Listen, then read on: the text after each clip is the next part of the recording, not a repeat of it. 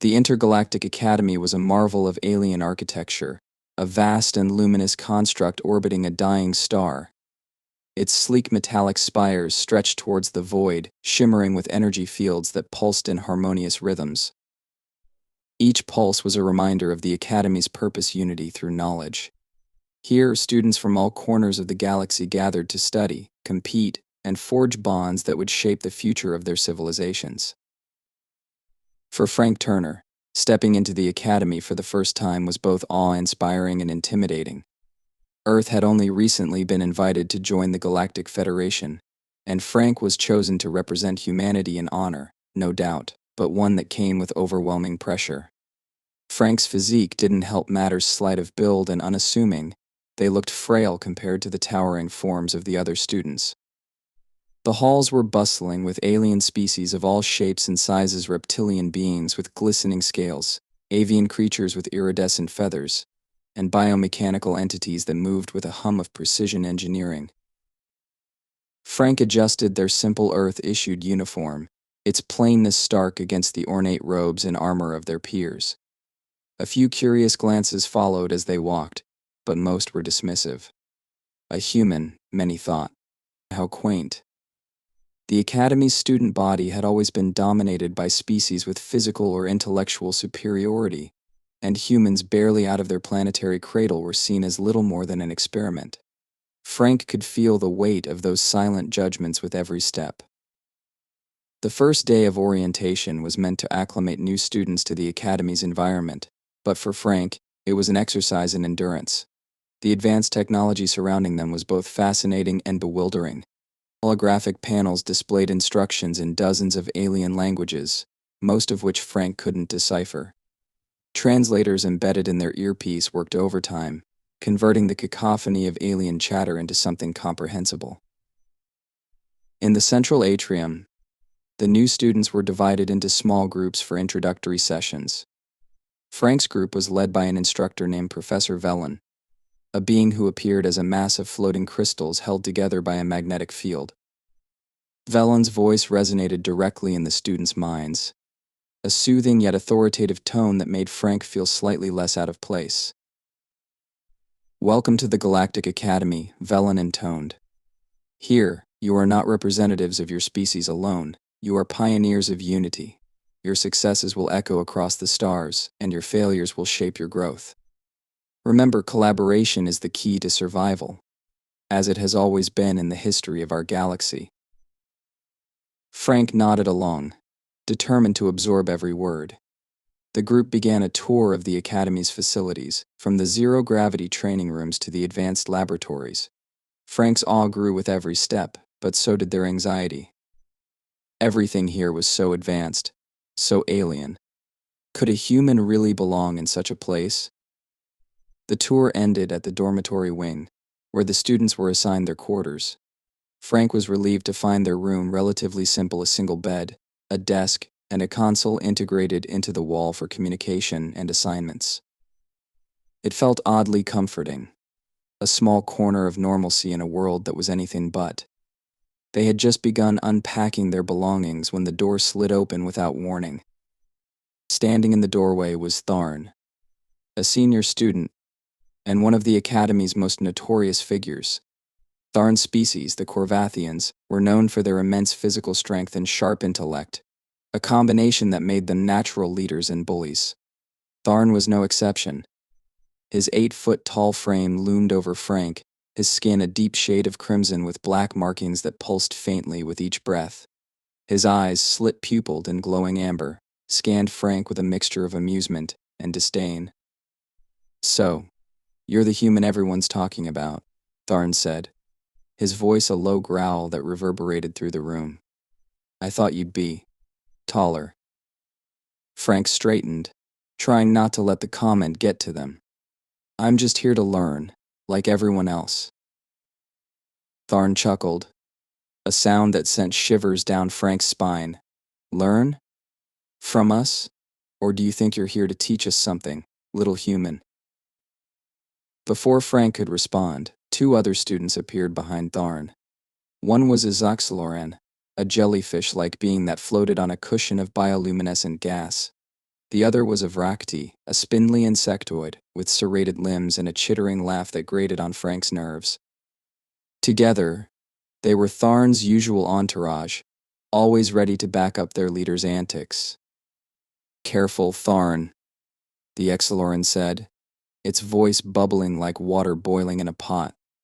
"Humans are fragile. You might break this one without even trying." "Maybe they'll surprise us," the Vracti added, its mandibles clicking with mock excitement. "Earthlings are supposed to be full of surprises, aren't they?" Tharn stepped closer, his shadow engulfing Frank. "Listen carefully, human. You're at the bottom of the food chain here.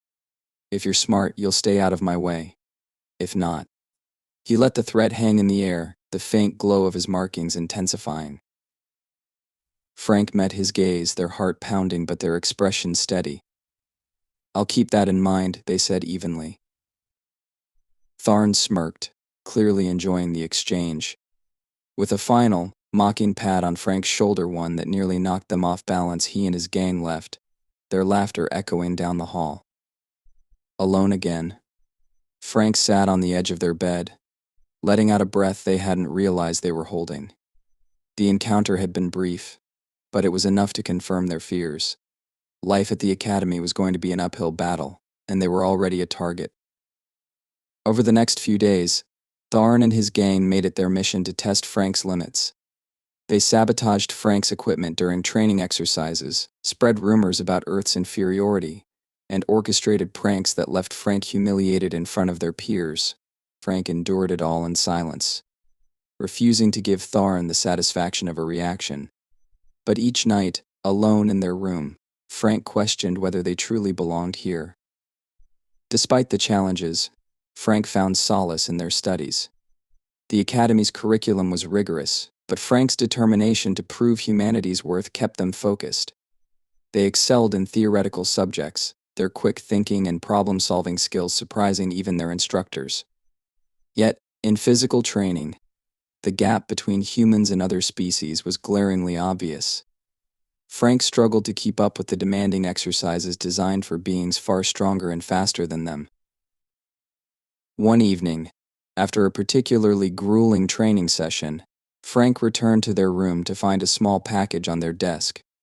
Opening it cautiously, they discovered a simple note written in galactic common strength: "Isn't just physical. Keep going." Frank stared at the note, a flicker of hope igniting in their chest. Someone had noticed their efforts. Someone believed in them. It was a small gesture, but it reminded Frank why they were here, not just for themselves, but for humanity. As they prepared for bed, Frank made a silent vow. They wouldn't let Tharn or anyone else define their place at the Academy. They would prove that humans, no matter how underestimated, had a strength all their own. What Frank didn't yet realize was that their strength went far beyond determination. Hidden within them was a power that even they didn't fully understand, a power that would soon change everything. Life at the Academy became a relentless test of Frank's endurance. Days turned into weeks, and Tharn's bullying showed no signs of stopping. If anything, it escalated with each passing day. The pranks grew crueler, the mockery sharper, and the stakes higher. The other students watched from the sidelines, some with pity, others with indifference, and a few with barely concealed amusement. No one dared to intervene. Tharn's reputation as an untouchable figure of dominance made him a force few were willing to challenge. The incidents were small at first, seemingly harmless disruptions that made Frank's already difficult adaptation even harder. Their training gear mysteriously malfunctioned during physical drills, locking them in embarrassing positions while the instructors barked orders to fix the human error. During mealtime, their tray of food would somehow always end up overturned before they could take a bite. Even their study console once displayed an animated caricature of a cowering human labeled Earth's greatest warrior during a critical presentation in front of the class. Frank endured it all with a quiet resolve, refusing to let Tharn or his cronies see how deeply their actions stung. Every humiliation was a test, a challenge to their patience and perseverance. But while Frank managed to maintain an outward calm, the pressure was building beneath the surface. Nights were the hardest. alone in their small dorm room. Frank often replayed the day's events in their mind, questioning why they had been chosen to represent Earth in the first place. They didn't feel like a pioneer or a symbol of human resilience, just a vulnerable outsider struggling to keep up in a world that seemed designed to break them. Despite everything, Frank pushed themselves to excel academically. In the classroom, they found a rare reprieve from the constant bullying. Their quick intellect and creative problem-solving skills began to draw the attention of the instructors. Professor Vellon, in particular, seemed impressed by Frank's unique perspective on intergalactic diplomacy. Earthlings have a way of thinking outside the constraints of established paradigms, Vellon remarked during a lecture, their crystalline form shimmering with approval. It is a quality that should not be underestimated. Tharn, however, saw Frank's small academic victories as an affront. He couldn't understand how someone as weak and insignificant as a human could garner any kind of recognition. To him, Frank's very presence at the academy was an insult to its legacy. Determined to put an end to what he saw as Frank's undeserved progress, Tharn decided to escalate his campaign of harassment. It started with the zero-gravity physics experiment. The exercise was a highlight of the Academy's curriculum, designed to teach students how to navigate and manipulate objects in environments with no gravitational pull. Teams of 4 were tasked with assembling a complex structure using modular components that floated freely in the air. Coordination, precision, and teamwork were essential to success. Frank was assigned to a team with Tharn and 2 of his cronies, Zith, the bioluminescent Celoran, and Creek, the spindly Vrakti. From the moment the exercise began, it was clear that Tharn had no intention of letting Frank contribute. He barked orders at Zith and Creek, ignoring Frank entirely. When Frank tried to suggest a more efficient assembly method, Tharn sneered, "Stay out of the way, human. You'll just slow us down." Undeterred, Frank took a position near the floating components, carefully observing the patterns in their movement. The modular pieces were programmed to drift in specific trajectories, and Frank quickly identified a rhythm that the others seemed to overlook. When an opportunity arose, Frank reached out and guided one of the components into place, seamlessly connecting it to the structure. For a brief moment, there was silence. Even Tharn appeared surprised. But the triumph was short-lived. With a subtle flick of his massive hand, Tharn sent another component hurtling toward Frank. The piece collided with their shoulder, sending them tumbling through the zero-gravity field. Laughter erupted from Zith and Creek as Frank struggled to regain their balance. "Clumsy human," Tharn said, his voice dripping with mockery. "Maybe next time, you'll think twice before trying to outshine your betters." The incident left Frank shaken but not defeated. They spent the rest of the exercise quietly assisting from the sidelines, carefully avoiding Tharn's wrath. But the damage was done. Tharn's gang had crossed a new line, and Frank realized that their situation was more precarious than ever. The next escalation came during a field exercise in the Academy's simulated wilderness zone.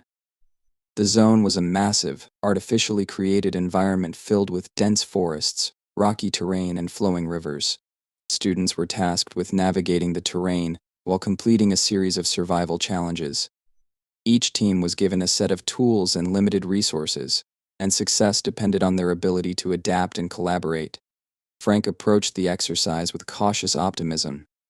Survival skills were something they had studied extensively before arriving at the Academy, and they hoped to prove their worth. But Tharn had other plans. Halfway through the exercise, Tharn and his cronies deliberately led the team into a treacherous ravine. The rocky path was slick with moisture, and the sound of rushing water echoed ominously through the narrow canyon. "This way," Tharn said with feigned confidence, gesturing for Frank to take the lead. Frank hesitated. Something about the path didn't feel right, but they knew better than to openly defy Tharn. Reluctantly, they stepped forward, carefully testing each foothold. As they reached the midpoint of the ravine, a sudden movement caught their attention. Above them, a section of the rocky wall began to crumble. "Watch out," Frank shouted, leaping back just as a cascade of rocks tumbled down. The debris narrowly missed them but blocked the path, cutting them off from the rest of the team. Tharn's laughter echoed through the canyon. "Looks like you're on your own, human," he called out. "Good luck surviving without us." Panic surged through Frank as they surveyed their surroundings. The path ahead was impassable, and the way back was blocked. But panic quickly gave way to determination. Frank refused to give Tharn the satisfaction of seeing them fail. Drawing on their training, they assessed the terrain and devised a plan. Using a combination of their tools and natural ingenuity, they constructed a makeshift bridge from fallen branches and vines, slowly making their way out of the ravine. When Frank finally rejoined the team at the rendezvous point, their clothes were torn, and their face was streaked with dirt, but their expression was one of quiet triumph.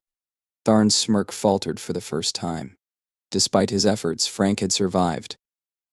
The incident solidified Frank's resolve. They couldn't rely on anyone else to stand up for them. If they were going to survive at the academy, they would have to rely on their own strength and resourcefulness. What Frank didn't realize was that their resilience was already beginning to attract attention. Unbeknownst to them, a small group of students had started to take notice of their determination. Whispers of admiration began to circulate, and while most still feared Tharn's wrath, a few began to wonder if the human might be stronger than they appeared. But Tharn wasn't finished.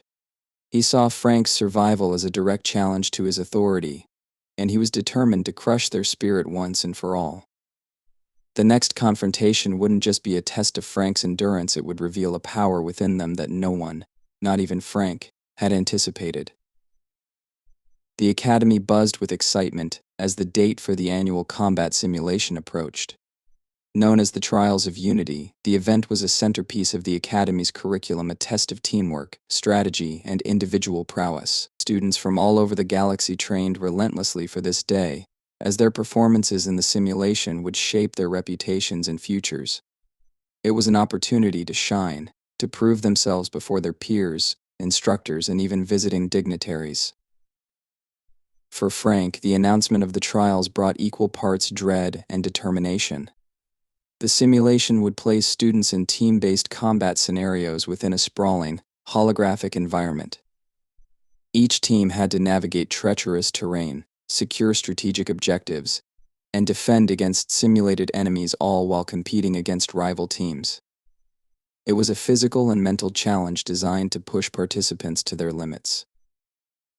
The prospect of facing Tharn and his gang in such a high-stakes setting was daunting.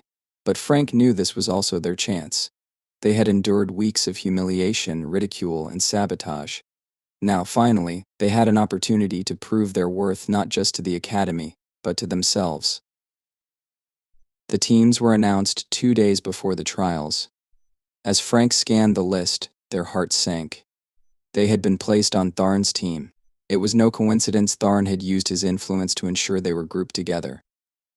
The logic was simple: if Frank failed during the trials, it would drag the entire team down. Tharn intended to humiliate Frank on the Academy's grandest stage. The morning of the trials dawned bright and artificial, the Academy's light shields simulating a clear, sunny sky. Students gathered in the central atrium, where holographic maps of the simulation arena were displayed in midair. The environment was a dense jungle interspersed with ancient ruins, a maze of foliage, and treacherous pathways. Each team was assigned a starting point, and the simulation would begin as soon as the students were transported into the arena. Frank arrived at the staging area to find Tharn and his cronies waiting. Tharn's expression was one of smug confidence. "Try not to embarrass us too much, human," he said, clapping Frank on the shoulder with enough force to make them stumble. Zith and Creek snickered, their glowing forms and chittering laughter only adding to Frank's sense of isolation. "I'll do my part," Frank said quietly, meeting Tharn's gaze. It was a simple statement, but there was steel in their voice, a quiet defiance that Tharn didn't miss. His smirk faltered for a fraction of a second before he turned away, gesturing for the team to follow. When the simulation began, Frank and their teammates found themselves in a dense jungle, the sounds of alien wildlife filling the air. The holographic environment was so realistic that Frank had to remind themselves it wasn't real. The team's objective was displayed on their wrist-mounted devices: secure 3 energy cores hidden within the ruins and transport them to a central extraction point. Along the way, they would face both environmental hazards and opposing teams. Tharn immediately took charge, barking orders and assigning roles. Predictably, Frank was relegated to the back, tasked with carrying supplies while the others took the lead. It was a deliberate move to keep Frank out of the action and away from any opportunities to contribute meaningfully. Frank bit back their frustration and focused on observing the terrain. The jungle was dense and chaotic, but Frank's sharp eyes quickly picked up patterns in the environment's subtle trails, disturbed foliage, signs of movement. The team made their way toward the first objective, a glowing energy core nestled within a crumbling ruin. As they approached, an ambush was triggered. Holographic enemies, designed to resemble a predatory alien species, emerged from the shadows, their sharp claws and glowing eyes sending a jolt of adrenaline through Frank's veins. Tharn and his cronies sprang into action, engaging the enemies with practiced precision. Zith's bioluminescent tendrils lashed out like whips, while Creek's serrated limbs slashed through the simulated predators. Frank, meanwhile, was left to fend for themselves as one of the creatures broke away from the pack and lunged in their direction. His instinct took over. Frank sidestepped the attack with a speed and grace that surprised even them. Their hands moved on their own, grabbing a broken piece of debris and using it to block a second strike. The creature recoiled, and Frank seized the opportunity, delivering a calculated blow to its head. The holographic predator dissolved into pixels, but Frank's heart was still pounding.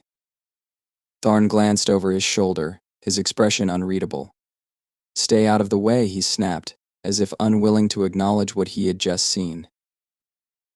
The team secured the first energy core and moved on, but the ambush had shaken them. Tharn's usual confidence was replaced by a simmering frustration. He seemed determined to reassert control, driving the team forward at an unforgiving pace. When they reached the second objective, a core guarded by a network of motion-sensitive traps, Tharn deliberately sent Frank in first, claiming it was their turn to contribute. Frank knew it was a setup, but they had no choice. As they stepped into the ruins, the floor lit up with an intricate web of glowing lines. The traps activated, sending beams of energy shooting through the air. Frank's breath caught as they realized the danger, but once again their instincts took over. Moving with almost unnatural agility, Frank dodged and weaved through the beams, their movements precise and fluid.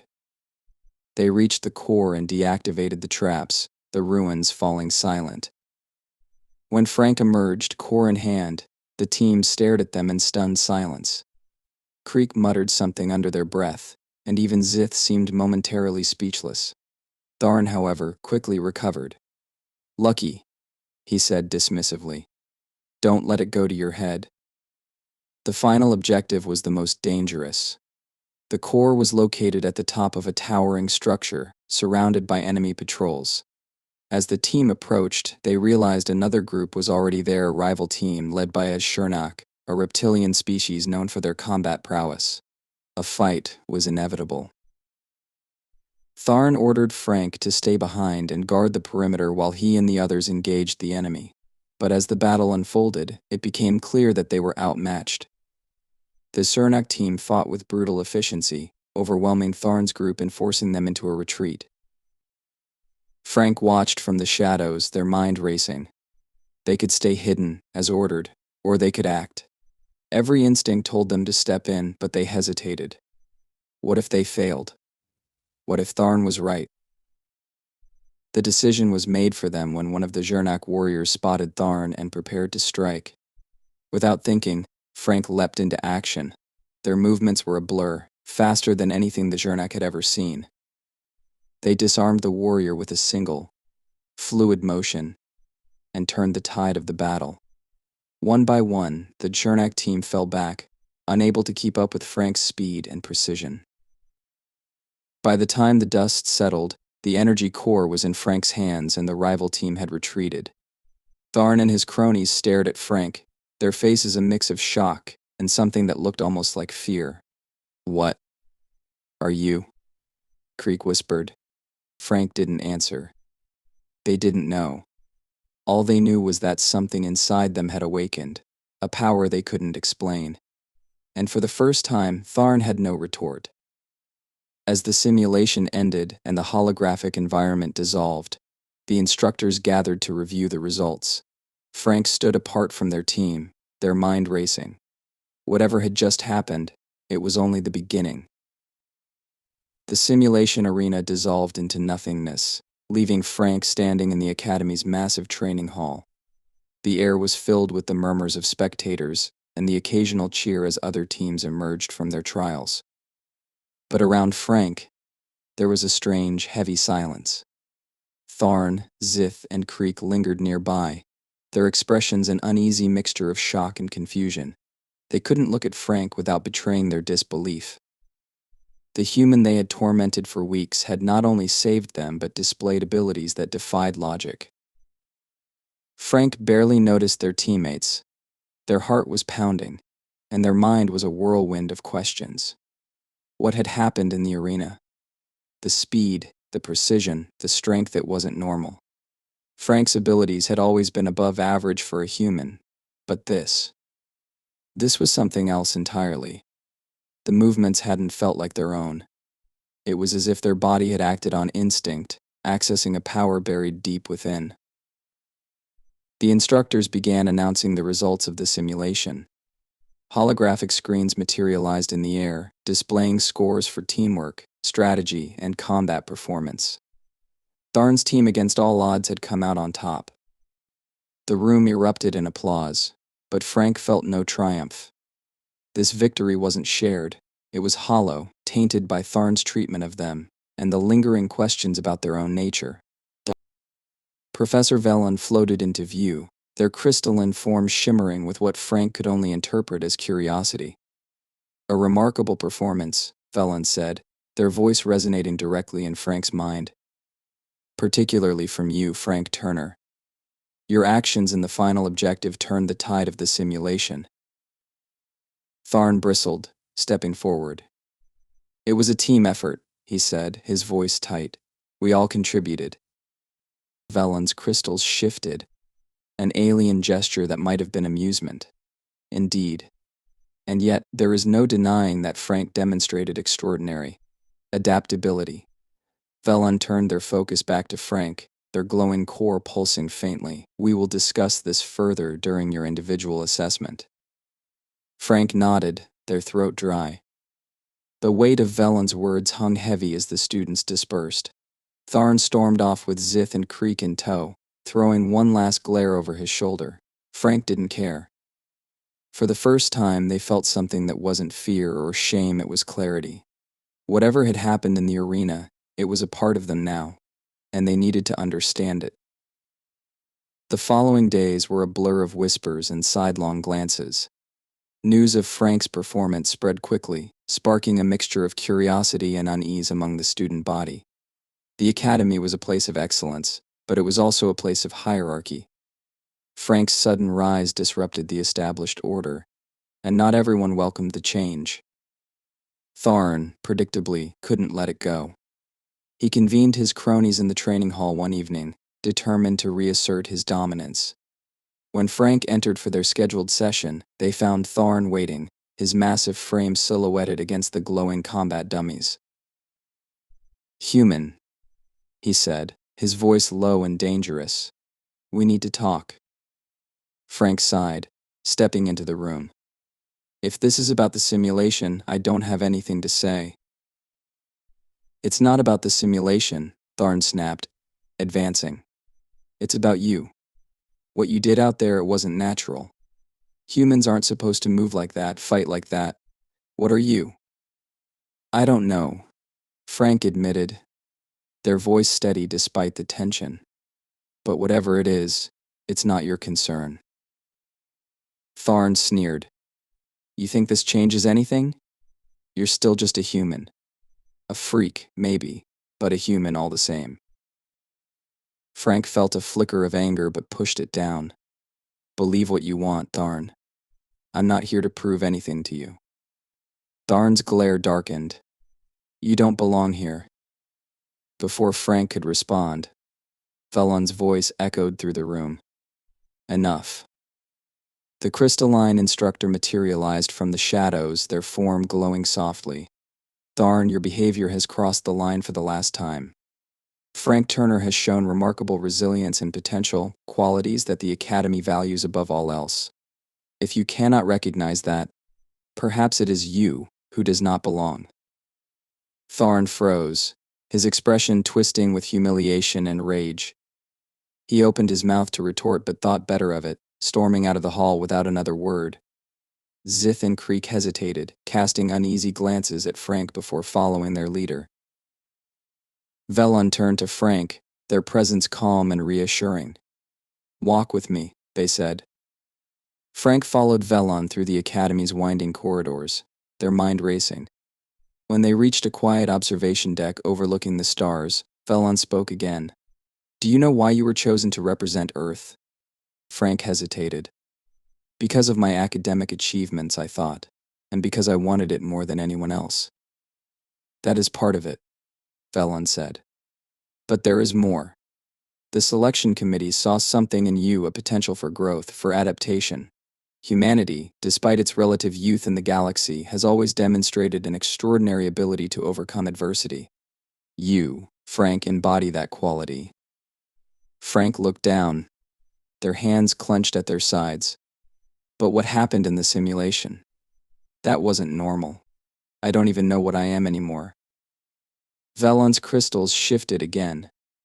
It is possible that you carry genetic modifications, a result of humanity's attempts to enhance its survival in a galaxy filled with challenges. But whether this power is natural or engineered, it is still yours. What matters is how you choose to use it. Frank stared out at the stars, the weight of Velon's words settling over them. They thought of Earth, of the people who had placed their faith in them, and of the future they wanted to build. For the first time, they felt a sense of purpose that went beyond proving themselves to others. The next morning, Frank stepped into the training hall with a renewed sense of confidence. The other students still watched them with a mixture of awe and awareness, but Frank no longer felt the need to hide. They approached the training dummies and activated a combat scenario, their movements fluid and precise. As the simulation unfolded, Frank realized something profound. Their power wasn't a burden or a mystery to be feared. It was a gift, a tool to carve their place in the galaxy and to prove that humanity, no matter how underestimated, belonged among the stars. In the weeks that followed, Frank's reputation continued to grow. They earned respect not just for their abilities but for their character. Even Tharn, though still resentful, kept his distance. The Academy was a place of challenges, but Frank had learned that true strength came from within. And as they stood on the observation deck one evening, watching the stars, Frank knew their journey was only beginning. The galaxy was vast and filled with unknowns, but they were ready to face whatever came next.